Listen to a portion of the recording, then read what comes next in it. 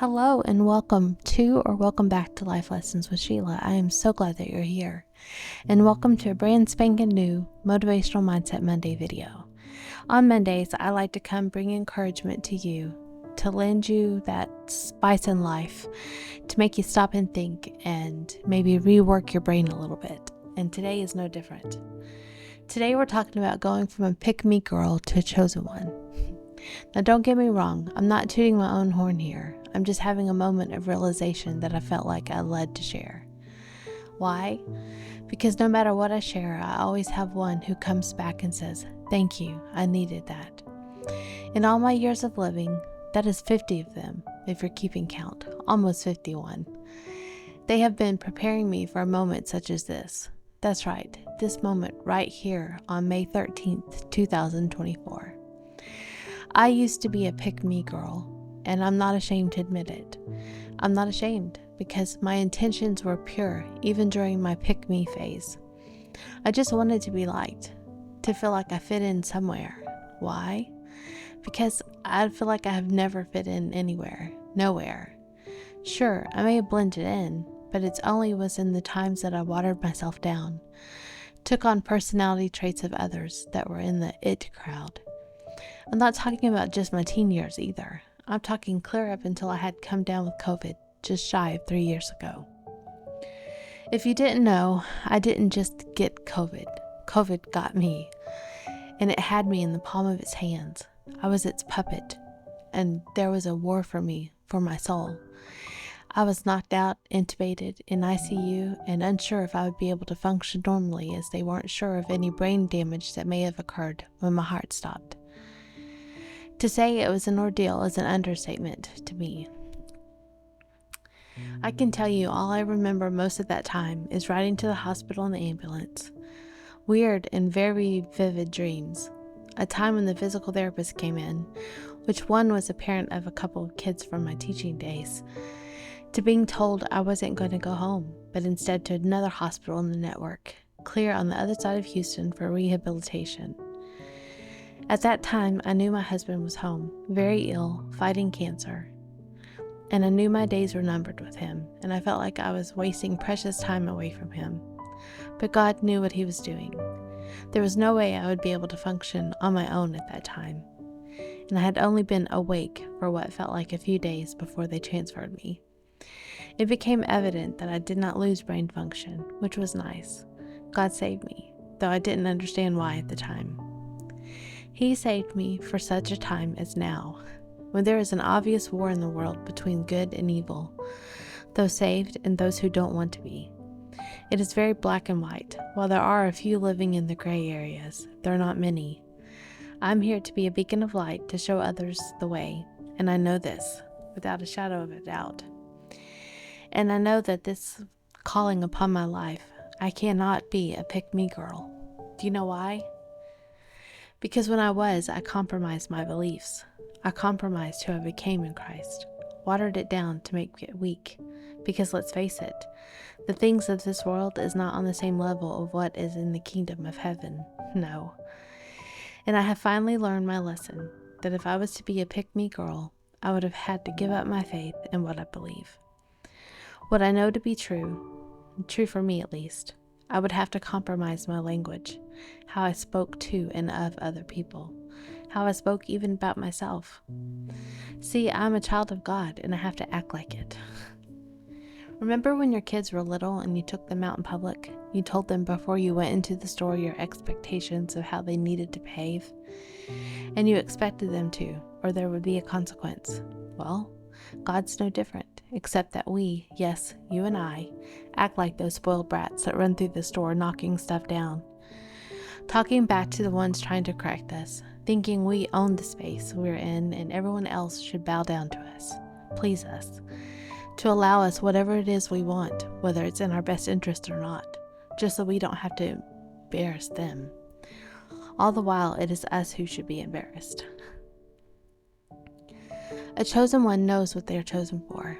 They know their purpose. They know their calling is greater than anything they could do on their own, in their own power. They act more dignified because dignity runs through their blood. Revenge isn't even in their vocabulary Because as a chosen one, though it comes with much responsibility, it comes with many built-in benefits, such as protection from God the Most High, unbelievable provision, opportunities that seem almost impossible and unreal, abundance to get things done that normally wouldn't happen for someone who is simply walking in the flesh. It does come with responsibility, though, such as not being double-minded, that means two-faced, not being willing to compromise your faith for what you desire in this moment, which is instant gratification, and standing strong in your beliefs to hold yourself at a higher standard than you ever would have someone else. You hear people speak about the chosen ones as some sort of hero or the only person capable of mastering a specific task, when in reality a chosen one comes as a result of destiny, unique gifts, and or special lineage. In my case, I will say that it's a special lineage as a believer in Jesus Christ and a daughter of the King. I do have a destiny. It is rooted in my faith, and I will end up walking the streets of gold. Do I have unique gifts? Yes, I do. I have a special way with words that can reach people in ways that others won't be able to. I've always had a way with words. The thing is, how am I showing up? As a pick-me girl I once was, or as a chosen one that I am? I would like to say that I have begun showing up online and in person as the chosen one, especially in the last year. I no longer hang out in group chats to simply stay in tune with what's going on with things that really have nothing to do with me. I stopped participating in chats a long time ago because I had seen the damage that was happening, damage to families, to people's sanity, and I decided I no longer wanted to be any part of that. I couldn't participate because my conscience would no longer allow me to. I couldn't just click off and be okay with it at the end of the day. Why? Because I had once been dragged, simply because of who I was friends with. A chosen one picks their battles wisely, and because of that, they do not put themselves in situations that make no sense. A chosen one also knows who they are and what they stand for. They don't waver. They don't hesitate to stand for what they believe in. They don't waste their time on things that do not matter in the grand scheme of things.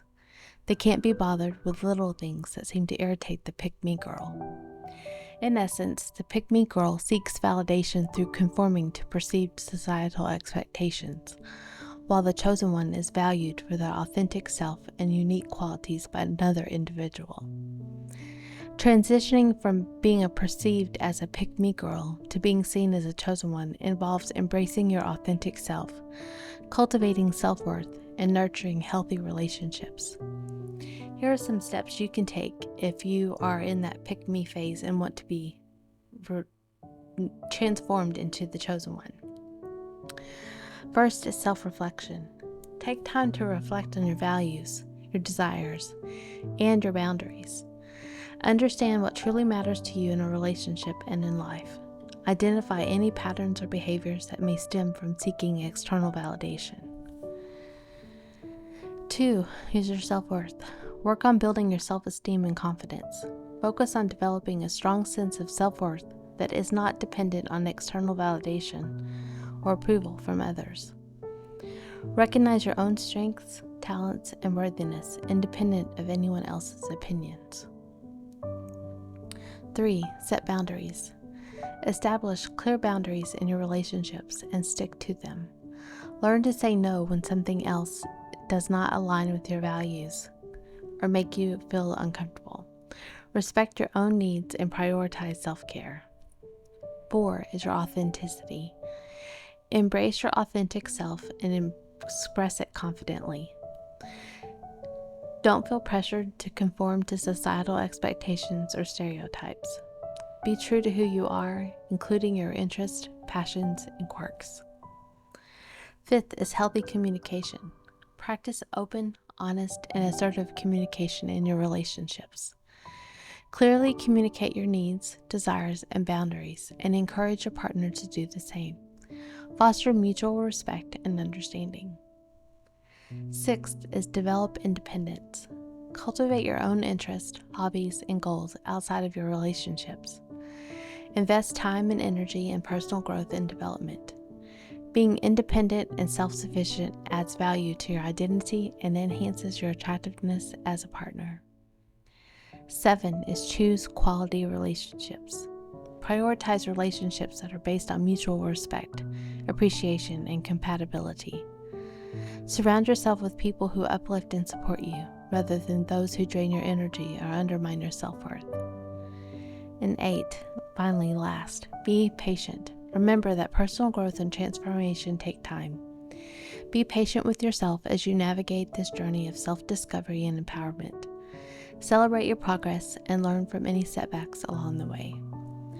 By embracing your authenticity, cultivating self-worth, fostering healthy relationships, you can shift from being perceived as a pick-me girl to being valued as a chosen one for who you truly are. And with that, I'm gonna let you guys go.